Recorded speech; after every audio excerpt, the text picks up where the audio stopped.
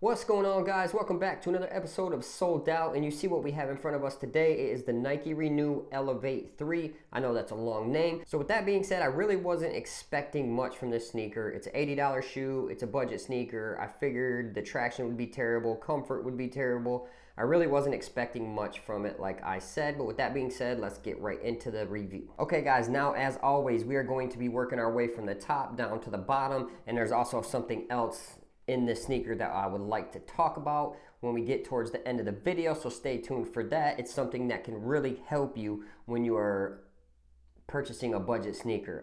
It's something that can go a long way, last quite a long time. It's something that can kind of extend the life of a low budget sneaker or a sneaker that bottoms out quickly. So stay tuned and we'll talk about that more in the end. So working our way from the top down to the bottom, heel slipping comfort and heel lockdown was great.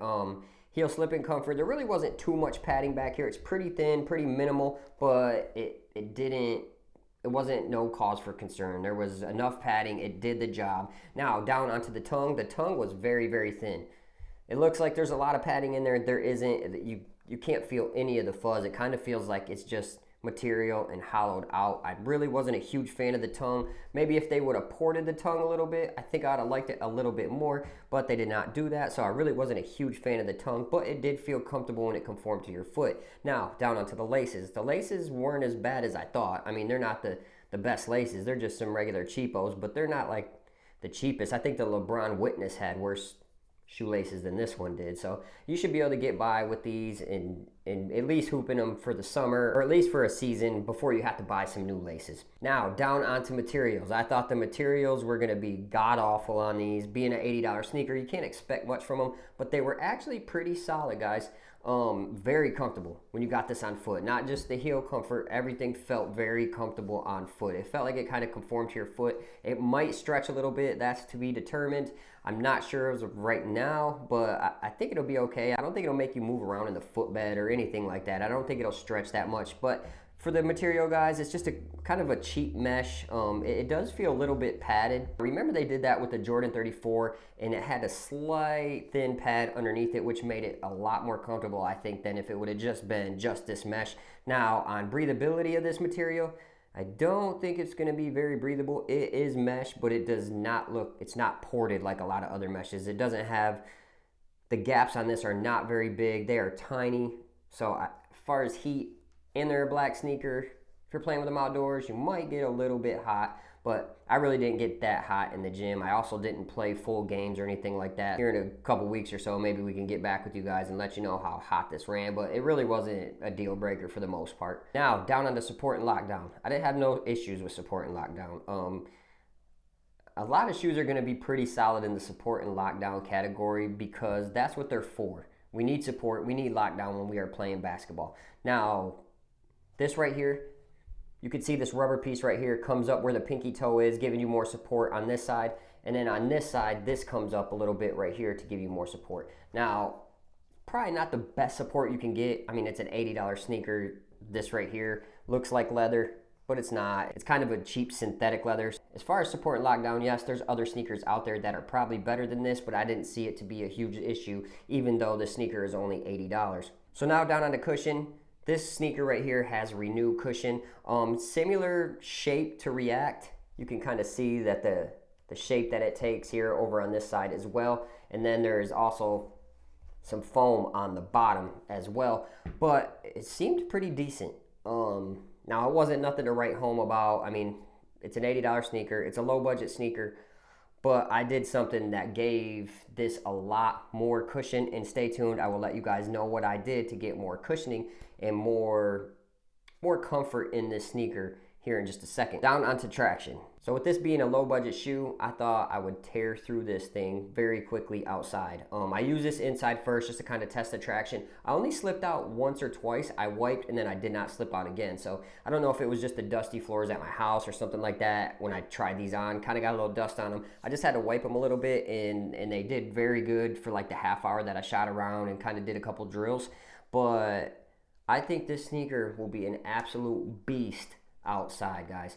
I'll roll some of the B-roll for the traction. I think you will get great value. If you want to use this as an outdoor sneaker, this could probably be one of the better outdoor sneakers of the year. And I'm just saying that because the price and also the thickness of the traction. The thickness and the hard density of this traction, I mean, I feel like you get some pretty solid use out of it. It is very hard rubber.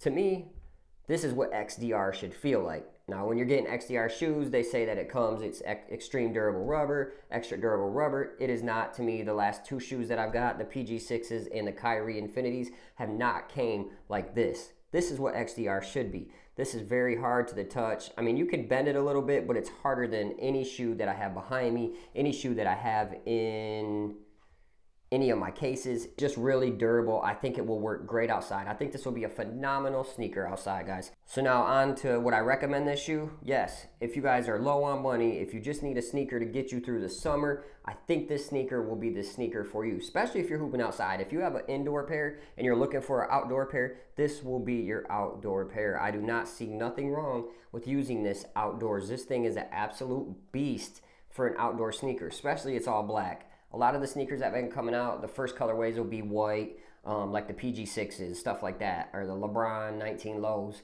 Nobody's trying to hoop in those outside really anyways, but an all black sneaker to me is nice. I love a triple black sneaker with a little, like this one has hints of gray on it and stuff like that. I love that kind of colorway, and I especially love that for outdoors. Okay, now like I said, I found a way to kind of make this a not budget sneaker, guys. If you guys watched my last video, it was on the move insoles. And if you haven't watched that, I recommend you guys do go watch that because you will save your body. It just feels a lot better when you have these. Now, I put this inside this and it was absolutely phenomenal. I went from playing, I had a little bit of shin splints. I kind of felt it coming back. I put this in the sneaker.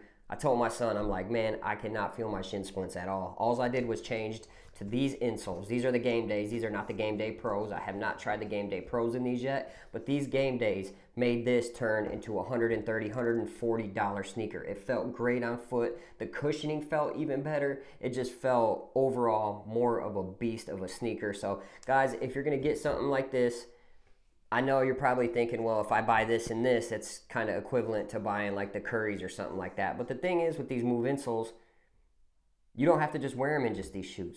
You can make these last. You don't have to just use them in these sneakers. I've used these in 8 or 9, maybe even 10 sneakers already. Yeah, maybe 10 with this one. But yeah, guys, you don't have to just wear this in just this sneaker. If you have other sneakers, you can wear these in your everyday sneakers if you want. But me, I wear these with my hooping sneakers just because all the impact, the moving, and me getting a little bit older, it helps out a lot. And I was really surprised that it helped as much as it did in this shoe and then the Curry 8s. Them are probably my 2 favorite shoes so far to have these in. So like I said, if you get a sneaker and it doesn't have a lot of high impact protection or anything like that, go ahead and try these, guys. I don't think you will regret it. I think you will actually like it quite a bit. As far as what I have a higher arch. If you're a flat footer, I can't speak on that. If you have a mid arch, I can't really speak on that.